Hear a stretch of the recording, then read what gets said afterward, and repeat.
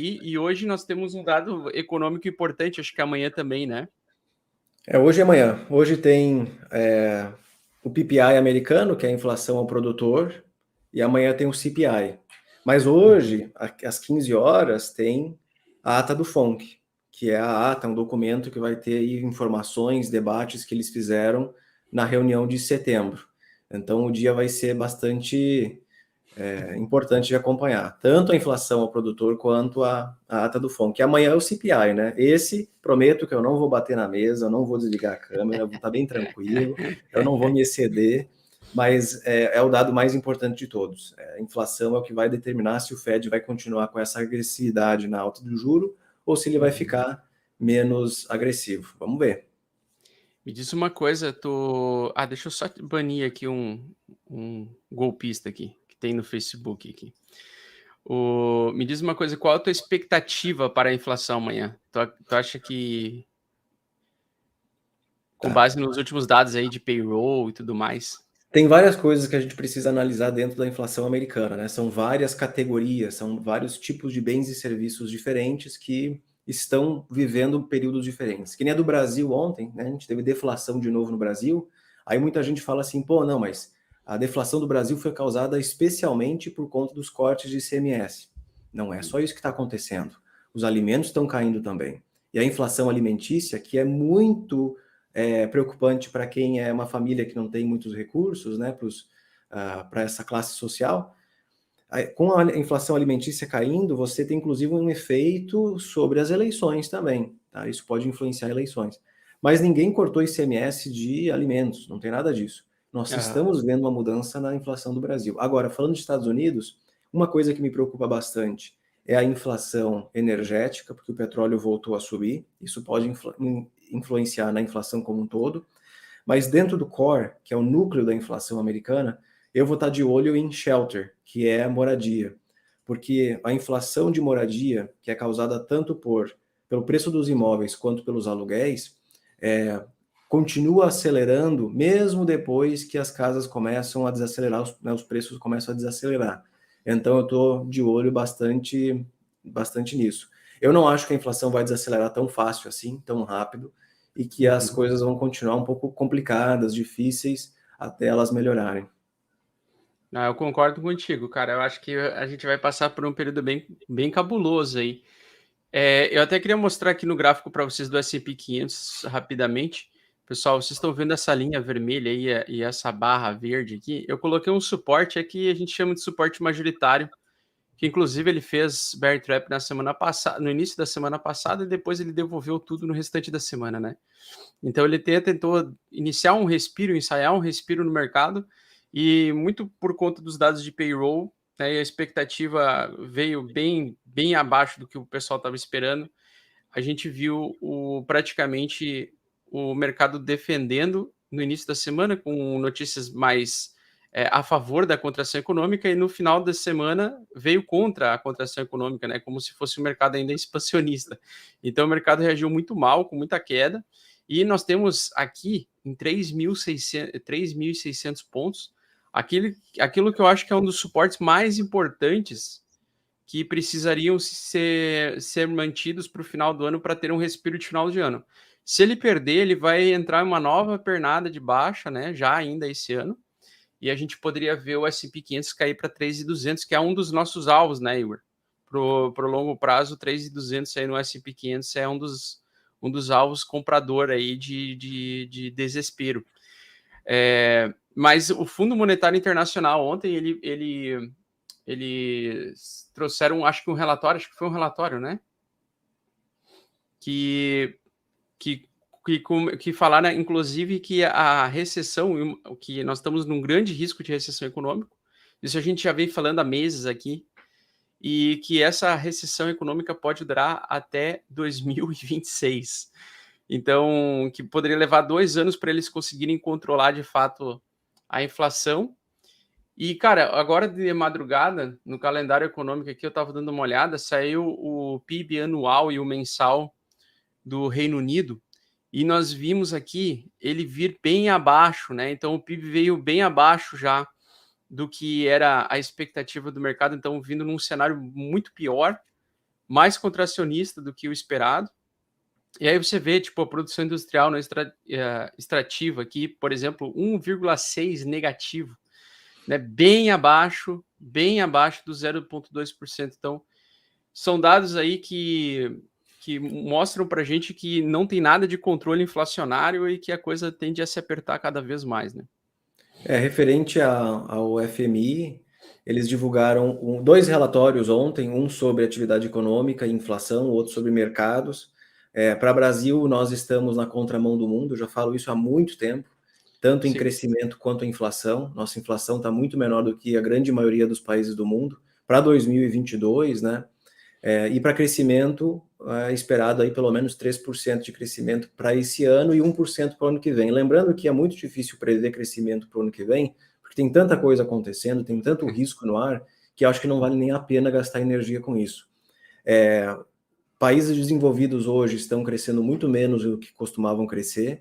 Essa questão do Reino Unido, como a Europa inteira, na verdade, estão passando por dificuldades econômicas gravíssimas, uma inflação muito alta, uma taxa de juro crescente, menos crescimento. Aqui o que tem de notícias da França, por exemplo, saindo hoje, as refinarias francesas estão em greve, muito semelhante ao que a gente viu no Brasil, né, a greve dos caminhoneiros em 2018.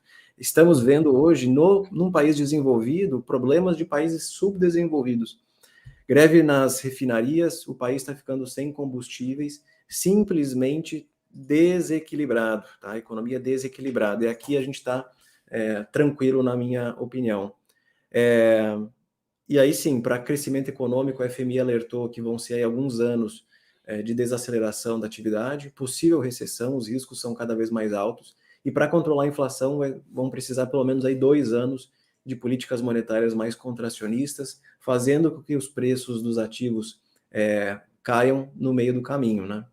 Sim, a minha dúvida era se de fato a gente ia ter mais um respiro, porque geralmente em bear market, em anos de bear market, nós temos geralmente uns 13 respiros no ano, ou seja, 3 meses ali no ano, o ano tem 12 meses, geralmente em bear market nós temos 3 meses em média de respiro, e faltaria o respiro final agora, né, o que seria um pullback, alguma alta, só que eu acredito que a gente vai depender desses dados do CPI de amanhã, se eles viessem mostrando uma inflação controlada, ou talvez mostrando que o pico de inflação já chegou ali em agosto, a gente poderia ver o mercado dando uma reagida, né?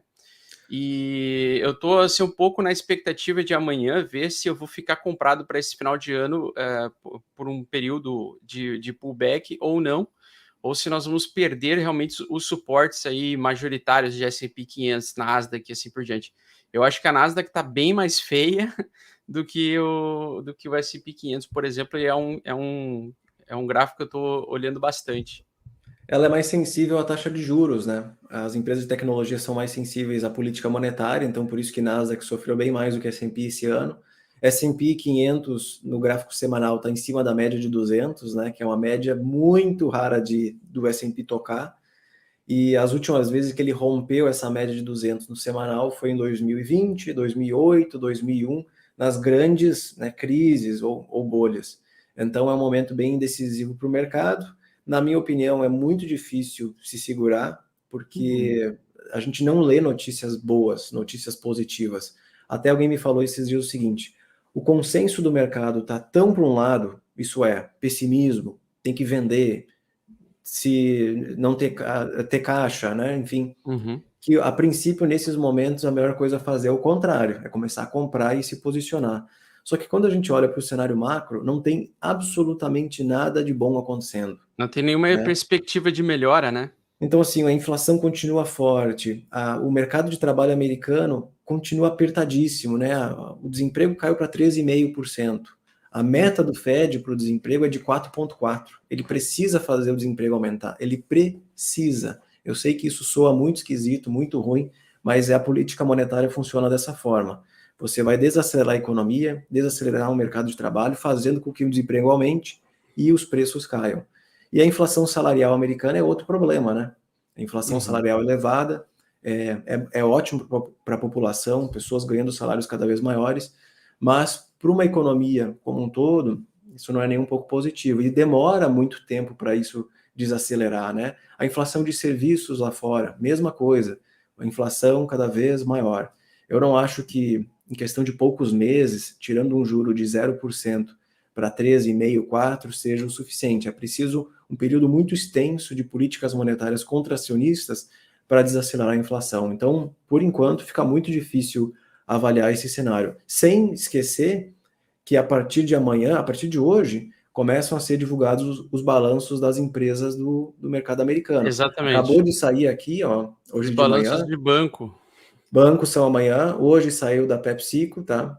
Veio Uhum. melhor do que o esperado, mas amanhã, quinta-feira, tem Taiwan Semiconductors, Delta Airlines, BlackRock, o que mais tem? Tem JP Morgan, se eu não me engano, Domino's Pizza, será que é sexta-feira? Ó, sexta-feira, JP Morgan, Morgan Stanley, Citigroup, Wells Fargo, só empresas aí, né, de grande porte que importam bastante para a gente.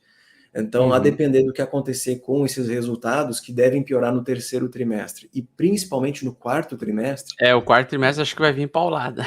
vai ser, o quarto trimestre vai começar ruim e terminar ruim. Então, eu acho que os balanços vão refletir exatamente isso. Os balanços do quarto trimestre é em janeiro, né? Só no ano que vem. É em janeiro. E aí, realmente, se a gente tivesse um dado a favor da contração econômica, ou seja, inflação reduzindo amanhã, a gente pode ver um respiro de alta até meados de dezembro a janeiro ali. E depois de janeiro, paulada de novo, né? Paulada porque a expectativa é de que os balanços dessas maiores empresas aí dos Estados Unidos venham bem baixo. Tanto de tecnologia quanto esses bancos aí. Os bancões aí que vão sofrer bastante, eu acho. Naturalmente desacelera, né? Tudo desacelera. A gente viu isso no Brasil no ano passado e no início desse ano, com a Selic É, saindo de 2 para 13, quase 14%. É natural, né? É natural. sim. E outra coisa importante que eu acabei de ver aqui, eu fico o dia inteiro no Twitter, né?